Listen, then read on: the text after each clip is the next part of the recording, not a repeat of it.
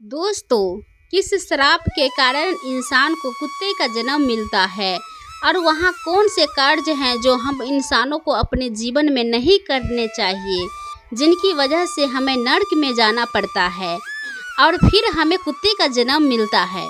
दोस्तों, हिंदू ग्रंथों के अनुसार इस धरती पर रहने वाले सभी मनुष्य को मृत्यु के बाद उसके कर्मों के अनुसार अलग अलग योनि में जन्म मिलता ही है। कुछ धर्म ग्रंथों में यह भी कहा गया है कि जो मनुष्य अपने जीवन में बहुत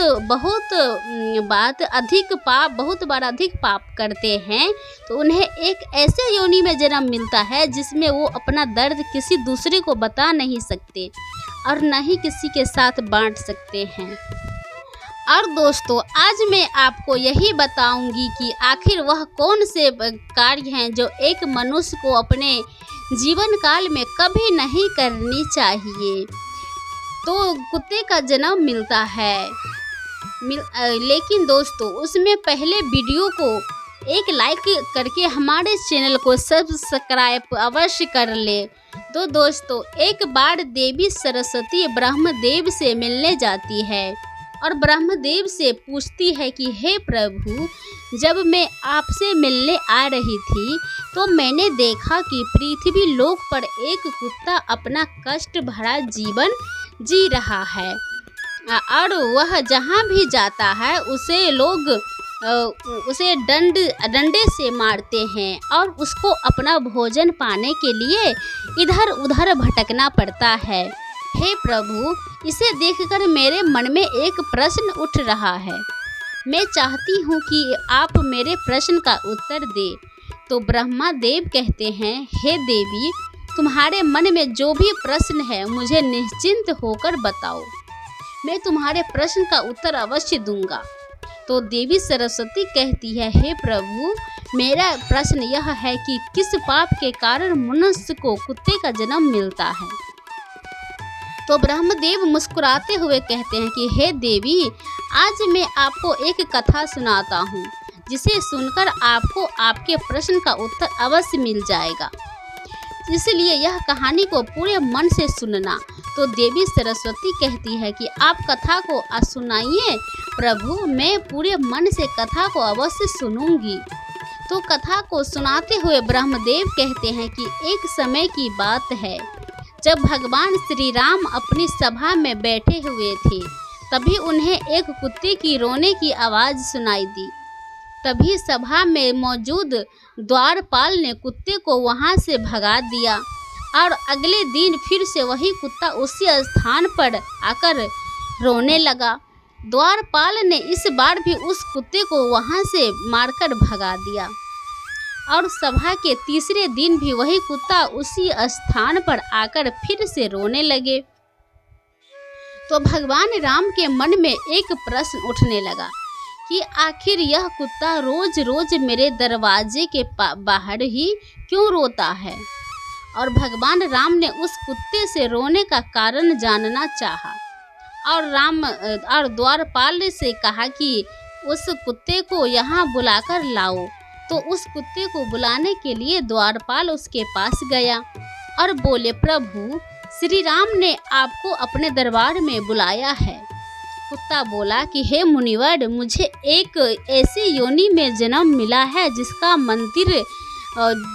मंदिर, राजभवन, रसोई घर और शौचालय, गौशाला जैसे पवित्र स्थान पर जाना मना है। तुम जाकर प्रभु श्री राम से कह दो कि वे स्वयं मुझसे मिलने के लिए यहाँ पर आ जाएं। और फिर द्वारपाल ने कुत्ते की सारी बातें भगवान श्री राम से जाकर बताई। ऐसा सुनकर भगवान श्री राम स्वयं उस कुत्ते के पास गए और उसने कहा कि तुम रोज मेरे दरबार के बाहर आकर क्यों रोते हो। तो कुत्ते ने भगवान श्री राम से कहा कि हे प्रभु, मैंने कोई अपराध नहीं किया है, फिर भी एक सन्यासी ने मुझे पत्थर से मारा है, इसके कारण मेरा पेट टूट गया है और अब मुझे बहुत पीड़ा हो रही है और इसी कारण मैं रोज आपके दरबार में आकर रोता हूँ। उस कुत्ते की पीड़ा को देख प्रभु श्री राम को बहुत दुख हुआ और उन्होंने उस सन्यासी को अपने दरबार में बुलाया और उससे कहा कि क्या यह सत्य है कि तुमने इस कुत्ते को पत्थर मारा है जिससे उसका पैर टूट गया है, और इसने क्या अपराध किया था जिसके कारण तुमने इस बेजुबान कुत्ते का पैर तोड़ दिया है। तब वह सन्यासी कहता है कि हे प्रभु, मैं भिक्षा मांगने के लिए रास्ते से जा रहा था, तभी उस कुत्ते ने मेरी भिक्षा का अन्न छू लिया था और इसी वजह से मुझे इस पर क्रोध आ गया और मैंने पत्थर उठाकर इसको जोर से मार दिया। इसके कारण उसका पैर टूट गया। सन्यासी की यह बात सुनकर भगवान श्री राम ने कहा, क्या आपको पता है कि यह एक ज्ञानहीन पशु है?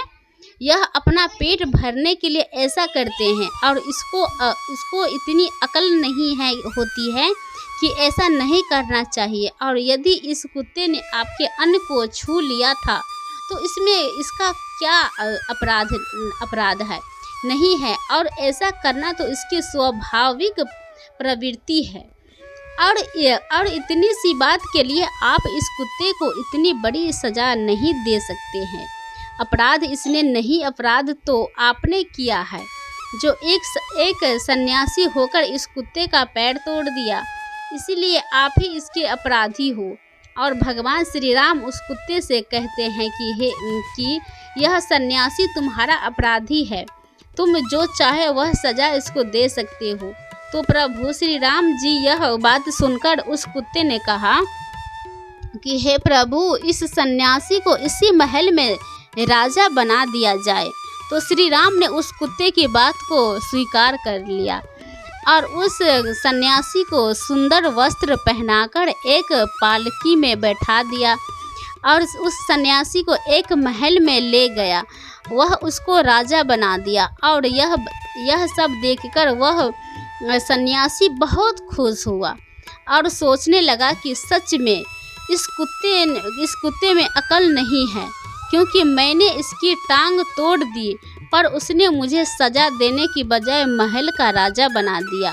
और यह सब कुछ देखकर लोग बहुत आश्चर्यचकित रह गए और लोगों ने प्रभु श्री राम से पूछा कि हे प्रभु, इस कुत्ते ने इस सन्यासी को सज़ा देने की बजाय महल का राजा क्यों बना दिया, जबकि उस सन्यासी ने तो कुत्ते का पैर तोड़ दिया था। और गांव के लोगों की इस बात को सुनकर प्रभु श्री राम ने कहा कि इस सवाल का जवाब आप लोगों को वह कुत्ता ही दे सकता है।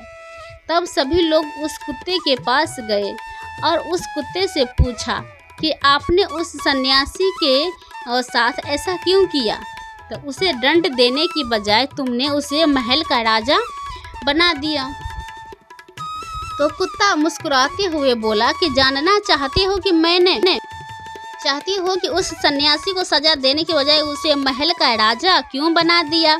तो सुनो, यह अन्याय करने वाला राजा और घर पर पहुंचने आचक को भगाने वाला और दूसरे की संपत्ति को हड़पने वाला तथा किसी गरीब पर अत्याचार करने वाला मरकर दूसरे जन्म में कुत्ता ही बनता है।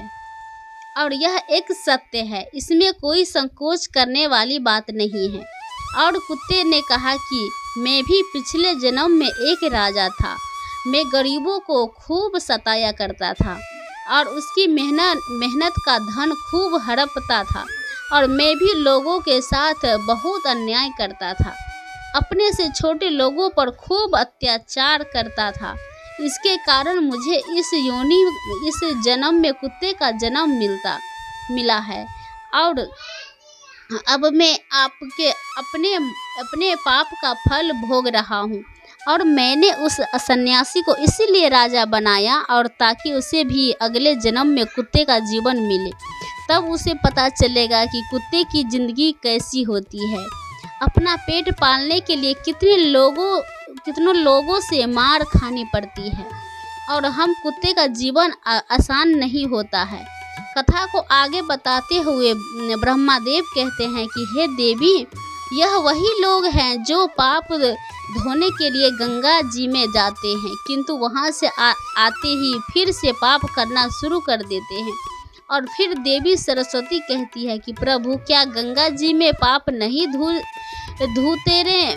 तो मुस्कुराते हुए कहते हैं, गंगा जी में वही पाप धोते हैं। हाथ जोड़कर अनुरोध करते हैं कि किसी भी जानवर को कष्ट न दे। यदि कोई कुत्ता आपके घर पर आता है तो उसे यदि रोटी नहीं दे सकते हो तो उसे मारो भी मत, क्योंकि वह भी एक जीव है, उसे भी दर्द होता है और ईश्वर आपके पापों को देख रहा है। तो दोस्तों, वीडियो अच्छी लगी तो वीडियो को लाइक करें, चैनल पे नए हो सब्सक्राइब करें। मिलते हैं नए वीडियो के साथ दोस्तों, तब तक के लिए जय श्री राम, जय श्री कृष्णा, राधे राधे दोस्तों, नमस्कार।